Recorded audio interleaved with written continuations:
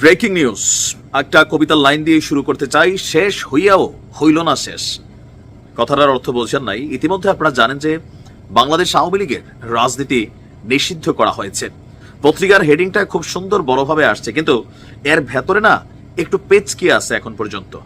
আমার মনে হয় যে গত 2 থেকে 3 দিন যাবৎ যে উত্তাল স্রোত এনসিপি, শিবির সহ অন্যান্য রাজনৈতিক দলগুলোর একের পর এক ধারাবাহিক কর্মসূচি ঘোষণা, তারপর হচ্ছে যে যমুনা ঘেরাও, শাহবাগ ব্লকেট, মানে ব্লা ব্লা ব্লা, তারা আওয়ামী লীগকে নিষিদ্ধ করার জন্য যেই চাপ ডক্টর ইউনূস সরকারের উপর তারা ক্রিয়েট করেছে, সেই চাপের সামনে অনেকটা বাধ্য হয়ে, আমরা বাধ্য হয়ে কেন বলছি বাকি অংশটা শুনলেই বুঝবেন, যে বাধ্য হয়ে কোন রকমে একটা সিদ্ধান্ত না নিলেই না, এরকম একটা সিদ্ধান্ত নিছে। কারণ হাসনাত আমি দেখছি শুয়ে গেছে, ঘুমাচ্ছে, নাকি অসুস্থ, কেউ কেউ বলছেন অসুস্থ, বাড়ি যাবে না, ছেলে গো ধরেছে।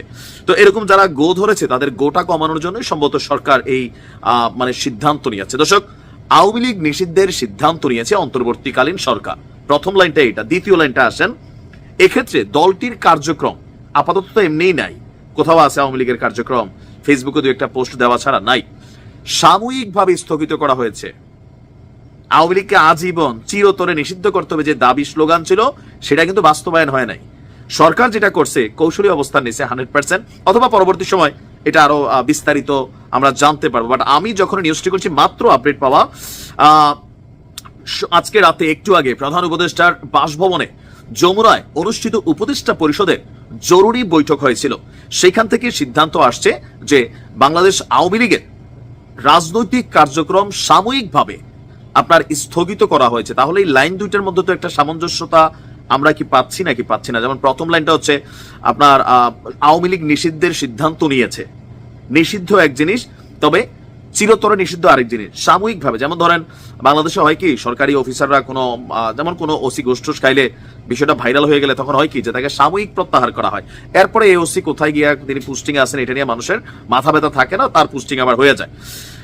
তো এখানে বলা হচ্ছে যে শীঘ্রই এই সংক্রান্ত প্রজ্ঞাপন জারি করা হবে।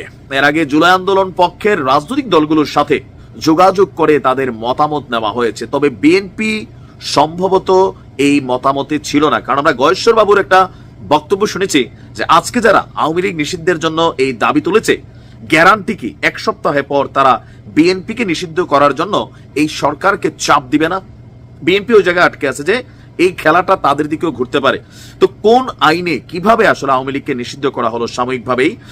1974 সালের বিশেষ ক্ষমতায় তৎকালীন সময় বঙ্গবন্ধু শেখ মুজিবুর রহমান একটা আইন তৈরি করেছিলেন। সেই আইন পলিটিক্যাল পার্টি অধ্যাদেশ 1978 এবং সন্ত্রাস বিরোধী আইন 2009। এই দুটি আইনের মাধ্যমে রাজনৈতিক দল বরখাস্ত, সাময়িক অথবা আজীবন নিষিদ্ধের সুযোগ রয়েছে। তো এখানে তিনটার মধ্যে সবচেয়ে সহজ যেটা, সরকার এটারই পিক করছে, বরখাস্ত, সাময়িক অথবা আজীবন নিষিদ্ধ। তো বরখাস্ত করলেও একটা বিপদ হইতো আওয়ামী লীগের জন্য অনেক বড়। সাময়িক যেটা হয়েছে এটা হচ্ছে যে অধিকতর সিদ্ধান্ত আবার পরিবর্তন হইতে পারে, যেহেতু এটা নিয়ে প্রজ্ঞাপন জারি করা হবে, তারপর এটা নিয়ে হয়তো আইন আদালত অনেক কিছু আমরা দেখবো, সেখান থেকে আরো বৃহত্তর অংশে আন্দোলন আরো বড় হইলে নানানভাবে এটার রিয়েকশন আবার বাড়তে পারে। তো এই খবরে আসলে আওয়ামী লীগের রাজনৈতিকভাবে শিক্ষণীয় একটা বিষয় আছে আমার মতে। এখানে দুটা জিনিস কানেক্টেড। জামাতকে কিন্তু নির্বাহী আদেশে ডাইরেক্ট নিষিদ্ধ করে দিয়েছিল আওয়ামী লীগ সরকার ক্ষমতা পতনের আগে। ভাবছিল এটা করলে মনে হয় ক্ষমতাতে টিকা যাবে, কিন্তু সেই নিষিদ্ধতা কি কাজে লাগছে? কাজে লাগে নাই। রাজনৈতিক কার্যক্রম সাময়িক না, মোটামুটি পার্মানেন্টই বন্ধ করে দিয়েছিল জামাত ইসলামের। জামাত ইসলাম কি শক্তি অর্জন করছে না হারাইছে? অর্জন করছে। তবে আওয়ামী লীগ সরকারের এখান থেকে শিক্ষণীয় এটা, সাময়িক করছে, এটা একটা চাপ তৈরি হবে, কিন্তু আওয়ামী লীগ সরকারের সিদ্ধান্ত নেওয়ার বিষয় যেটা, যারা ভবিষ্যতে আওয়ামী লীগের রাজনীতি করবেন, ক্ষমতা থাকলে, গায়ের জোর থাকলে অনেক কিছু করা যায়। এখন আওয়ামী লীগের নিষিদ্ধ সিদ্ধান্ত অনেকে বলতেছে এটা ক্ষমতার জোরে, গায়ের জোরে। আপনারাও কিন্তু জামাতরে করছেন। বিএনপির রাজনৈতিক কার্যক্রমে অনেক ধরনের ডিস্টারবেন্স আওয়ামী লীগ সরকার কিন্তু ক্রিয়েট করছিল, এগুলো অস্বীকার করার সুযোগ নাই, তাই না? বেগম খালেদা জিয়ার বিদেশে চিকিৎসা নেওয়া পর্যন্ত করছিল। কিন্তু ফাইনালি আজকের দিন আপনি কি দেখছেন? কালকে আপনি যে চেয়ারটাতে বসে ভাবছেন যে পুরোটা দেশ আমার, যা খুশি করবো, মানুষ কি ভাবলো ডাজেন্ট ফ্যাক্ট। আজকে আবার দেখেন এই গৈটটা আপনাদের উপরে চলে আসছে। আগামী দিনের জন্য, ভবিষ্যতের জন্য যদি রাজনীতির পরিকল্পনা থাকে, তাহলে বুঝতে হবে যে মানুষের কল্যাণে রাজনীতি করতে হবে। ওই হাইব্রিড ক্যারেক্টার, প্রোফাইল, ধান্দাবাজ, লুটেরা, সিন্ডিকেট, এগুলা ভাই খায়া ফেলবে। ক্ষমতা চিরস্থায়ী না। সো এখানে সিদ্ধান্ত নিতে, হিসাব করে নিতে হবে। যে জামাত নিষিদ্ধ ছিল, আজকে তারা রাজপথে অবস্থান, আজকে সেই জামাতের কাছে আওয়ামী লীগের নেতারা কত অসহায়। তাই না?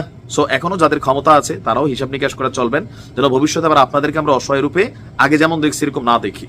তো দেখা যাক এটার ফুল অ্যানালাইসিসটা কি হয়।